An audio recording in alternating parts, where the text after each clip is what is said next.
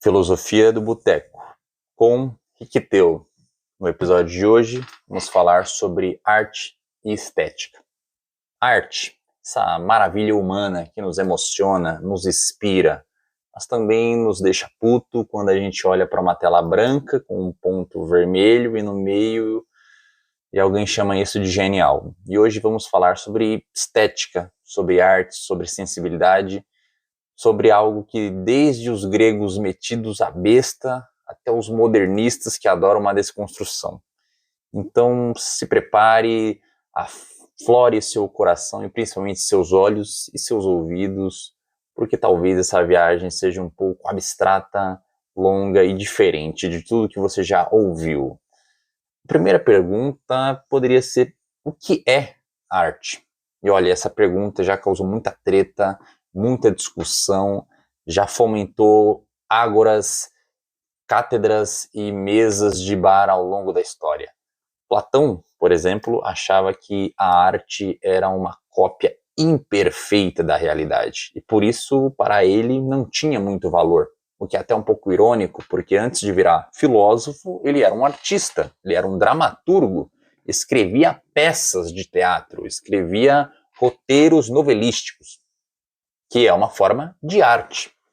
Mas para a sua visão filosófica, para a sua visão epistemológica de mundo sensível e mundo ideal, no qual o mundo ideal, o mundo das formas, o mundo perfeito deve ser buscado e contemplado, enquanto os sentidos, o cheiro, a materialidade deve ser fugida, negada, porque é tão somente uma cópia, tão somente uma imitação, uma aparência barata. Para ele, a arte era ainda pior. Por quê? Porque a arte é cópia da cópia. Se eu visualizo uma pessoa ou uma paisagem, para Platão, né, no mundo concreto, isso é uma cópia, porque existe essa paisagem, né, essa montanha no mundo ideal, existe o ser humano no mundo ideal, existe a beleza no mundo ideal, e eu apenas contemplo por meio dos sentidos a cópia. E quando eu faço um desenho disso, faço uma representação disso no papel, numa tela, eu estou copiando a cópia. Então eu estou ainda mais fugindo da realidade ideal, da beleza real, do que deve ser buscado pela razão, pelo homem. Então a arte era a imitação, fuga da razão, era fuga para a sensibilidade, que Platão negava com veemência. Já seu aluno e crítico, Aristóteles, dizia que a arte tem uma função cartática. Ela ajuda a lidar com as emoções, a lidar com o mundo, com o interior do homem. Ou seja, enquanto para o mestre, que dizia a arte é perigosa, o pupilo dizia: relaxa, meu nobre, ouve um samba e chora suas lágrimas, chora suas mágoas. Então você vê que desde os gregos havia essa luta pelo conceito e pela concepção do que é a arte e a função da mesma para o homem, para a sociedade. E aí que entra a estética, que é o estudo da beleza, do belo, da sensibilidade. Mas o que é beleza? O que é a beleza? Para Kant, um ilustre e gigantesco filósofo alemão, a beleza é desinteressada. Quando você olha para algo belo, para algo bonito, algo que possui beleza, você aprecia aquilo pelo que é, sem pensar em algo para ser útil, sem pensar na utilidade, na funcionalidade, sem terceirizar aquele objeto.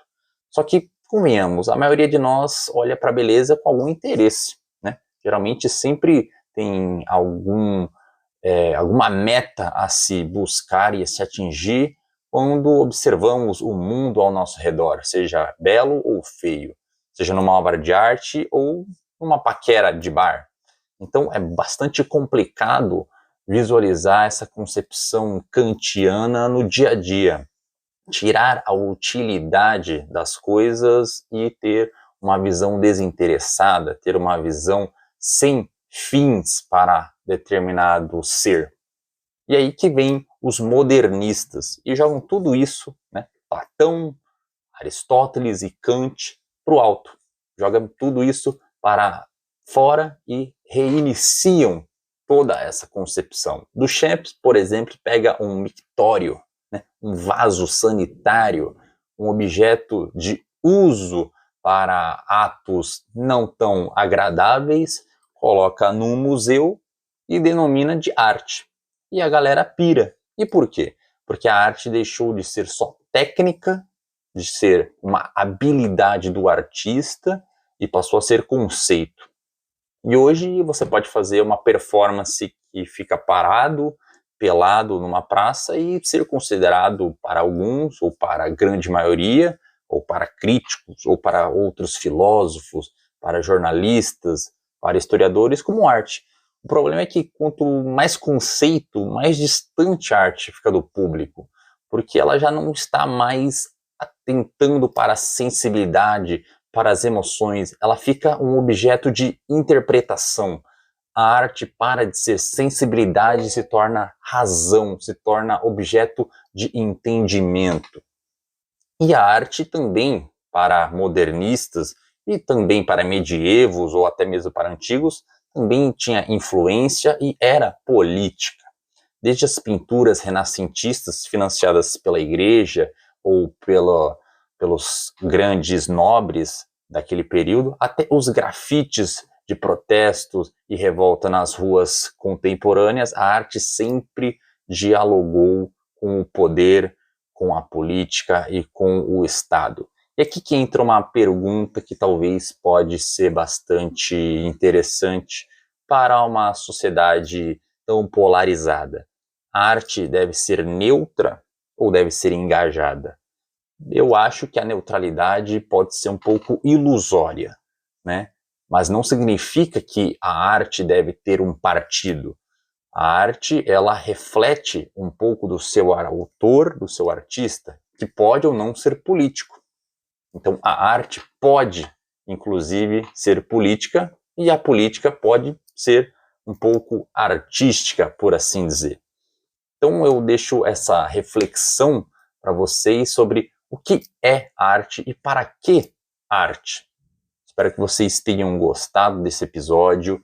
Curta, comente, compartilhe com seus colegas, deixe sugestões sobre temas, autores, obras para conversarmos ao longo da nossa jornada pelo boteco, falando sobre filosofia e sobre coisas do cotidiano que nos afetam, como a arte nos afeta também. Até a próxima!